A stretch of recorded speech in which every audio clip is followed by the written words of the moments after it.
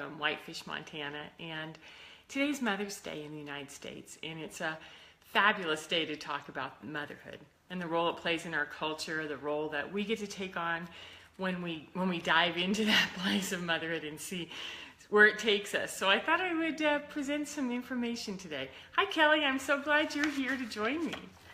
So when I think of motherhood, I think of two cupped hands. You know, you can see my hands.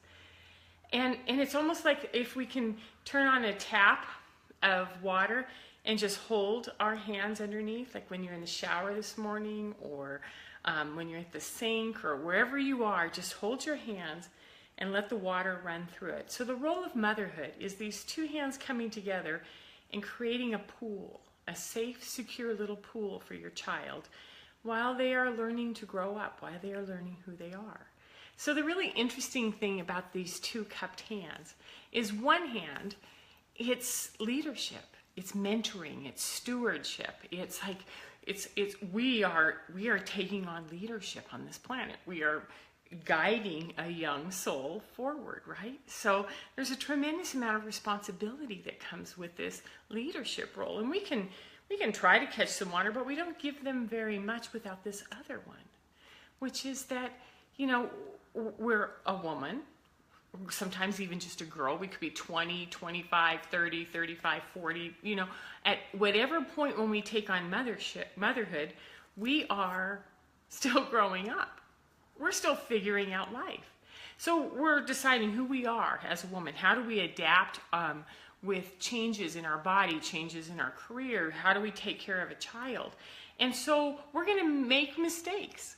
It's going to be messy, and we're also modeling how we grow up. So growing up in leadership, we have to hold these two steady in a little pond so that our child can grow up at the same time and sort of watch us and see what we're doing.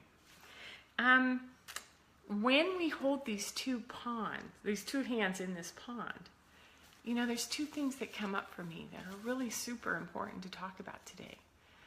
You know, one is that, you know, our children, they see, they scan, they record everything we do, right? You know, they imprint off of who we are and what we teach them about who we are. They rely on us. They are our access to life. So one of the things that I want to address, that I want to put into that warm pool of water as we guide our children forward, is feelings. Do we know how we feel? Do we know what we feel? Do we know why we feel? And how are we addressing feelings as a mother? So, you know, in our culture, we know how to teach words. And how to, you know, or how early do they read? What do you do? Can you read a whole book? By what age? You know, words, languaging is really important. We teach structure. We teach patterns. We teach comparison, like competition, comparison. We teach preparedness. And we also teach attention, like what has my attention and when? You know, if I do this, I get full attention. If I disappear, I get full attention. So like, how does attention come along? All of these are essential tools for someone as they're growing up into adulthood. I think the thing to remember though is that when we teach feelings, when our feelings are involved, they're that glue. They're that context that put everything together. I make these choices because I feel this way. I make different choices because I feel this way. So what we are looking at is emotional intelligence about feelings. So we want to make sure that while we're holding our children in this beautiful pool of nurturing as a mother, that we are modeling and teaching feelings and giving them context for how they're going to move forward. Does that make sense? Yeah.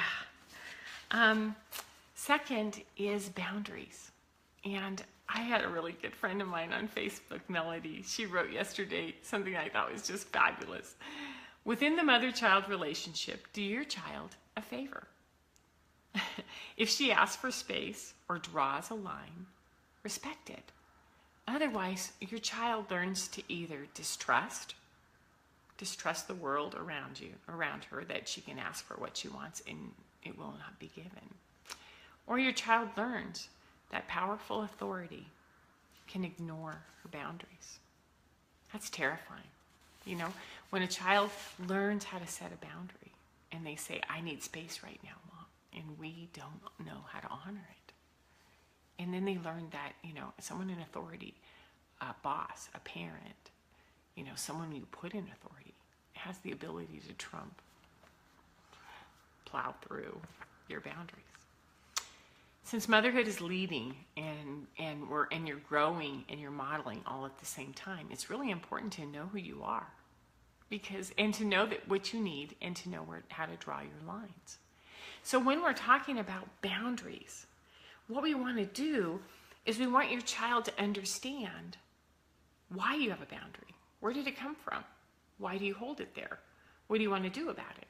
And then, I'm a card player, so I like that sort of sneaky, strategic part of playing gin with my grandfather for 5 summers when I was growing up, for hours.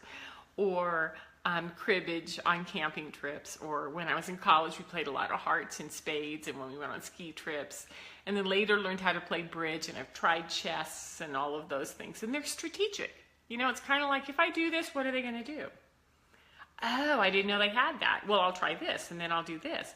And I think that that's what boundaries really are all about, is that we hold in this pool boundaries, which is, I feel this way, and no, you can't do that. No, you can't do that, and this is the reasons why. And then the other part about holding boundaries as a mother is being able to be open and creative. So I'll give you an example. When I was in high school, when we all turned 16 in California, my friend Liz she was 4 months older than I was, so she got her license first, and she had this little baby blue Volkswagen. It made a lot of noise. You could hear it coming for blocks. And, in my house, my mom said, I want you home by 10 during the school week and midnight on weekends. And I was like, yeah, okay. Yeah, I wasn't really a night person anyway, so that was pretty easy. The more interesting thing is that Liz and I would take off in her Volkswagen, right? And we would come cruising up to the sidewalk, to the curb, right on the sidewalk in front of the house. My mom was outside. She'd look out the window. She'd see we were there. And I was home. I was home by 10 o'clock. But then we would turn the engine off, and we would sit back, and we would talk. And out of all of the friends that I had at that time, it was multidimensional, and it was interperspective, and we would just sit there and talk. And sometimes in the summer with the windows rolled down, you could hear our voices sort of carry across the neighborhood. But we would sit out there for an hour or two and just talk. And my mother knew that I honored her boundary, that I would be home by 10. She also knew that I was safe. I was out in the front yard. And that I would come in when I was ready. And I knew how to manage myself. So we learned how to shift some of those boundaries, or how to build trust that I know that you're not going to keep pushing on this, because it's really clear to both me and you what that's about. So when we hold this pond of cool, beautiful, well, whatever temperature you want, water for our children, it's only a small incubator time. Maybe 15 years till they start getting really busy, 18 years till they leave, in their early 20s when they finally separate. And then we sort of spill it into larger pools of water. And we let our children make their own choices. And they have to. That's their life. This is their world to make their own choices for. All we can do is, during the time that we have them, is teach them how to feel, teach them what boundaries look like, model growing up. I'm gonna make mistakes. I'm gonna cover it. It's gonna be messy. It's gonna be a fun, and it's gonna be high, and it's gonna be lows, and it's gonna be all over the place. But it's gonna be something that we can collaborate together with. This is how we teach our children how to make healthy choices, is we model how we do that first.